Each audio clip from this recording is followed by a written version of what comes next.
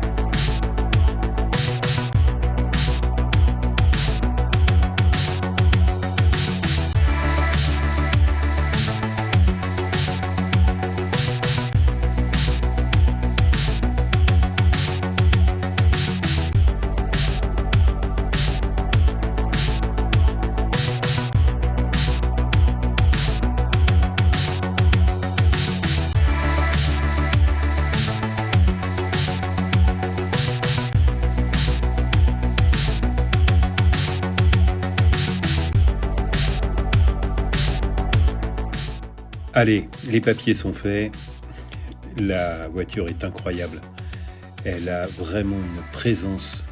Alors j'avais eu, pour ceux qui auraient suivi, il y a quelques années, j'ai eu une AMG GT, mais GTC Roadster, donc le cabriolet avec une puissance inférieure à celle-ci, et avec des caractéristiques un petit peu moins track-pack, puisque celle-ci là justement, avec l'arceau, les baquets, les harnais, etc.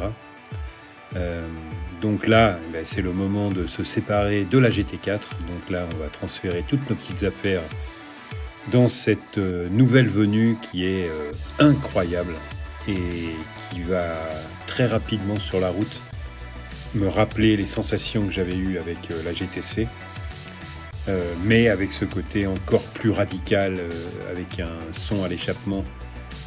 Là que je n'ai pas pris, il aurait fallu que je positionne une caméra au bon endroit, mais on avait quand même quasiment 800 km à faire pour revenir. Mais on a fait la route alors avec un tout petit peu moins de monde, puisqu'on était plutôt dans le bon sens. On croisait plutôt les vacanciers qui étaient vers le sud et nous on remontait vers le beau temps. Non, la route s'est très bien passée. La voiture est hyper agréable à rouler. L'intérieur est encore plus luxueux, je sais pas. Mais en tout cas, vraiment dans cet esprit Mercedes qui est vraiment un cran au-dessus des autres. Même Porsche, même Ferrari, il y a une approche de l'intérieur qui est différente. Là, on a vraiment quelque chose de cossu qui donne une impression de finition encore un cran au-dessus des autres. Je ne sais pas quel est votre avis et votre ressenti, mais vraiment, je trouve que Mercedes, au niveau de l'intérieur, ils ont ce petit truc en plus. Et de passer de la GT4, qui est quand même une petite Porsche, à ce monstre qui est long, large, et cette console centrale qui n'en finit plus, l'impression est hyper agréable. On est en plus mieux assis dans les baquets monocoques également, ils sont absolument pas réglables dans la Mercedes, tout comme dans la Porsche, mais on est mieux assis, même si on était pas mal crevé d'avoir roulé la nuit, on est reparti direct, c'était encore un petit mode commando. D'ailleurs, je sais que mon pote Florian a plutôt apprécié l'exercice. Bref, non, ça s'est très bien passé.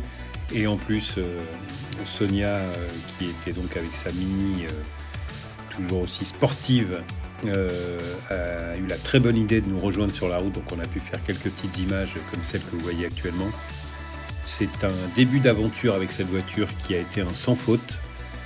Alors bien maintenant, évidemment, il est plus que temps de l'emmener où vous savez. Donc elle va aller visiter l'Allemagne très très rapidement.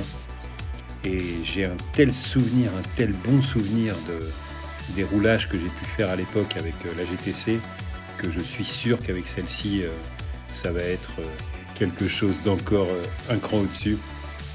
Donc j'ai vraiment vraiment hâte. Elle a, vous le voyez sur les images, elle a une présence sur la route qui a fait que j'ai aussi choisi de revenir sur une AMG GT.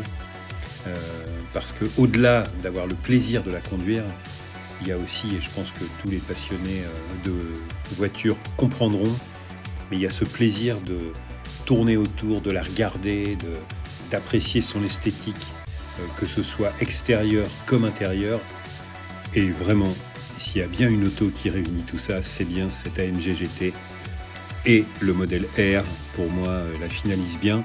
La Black Series est too much à mon sens, mais ça, les goûts, les couleurs ne se discutent pas. Je vous dis à très bientôt. Salut.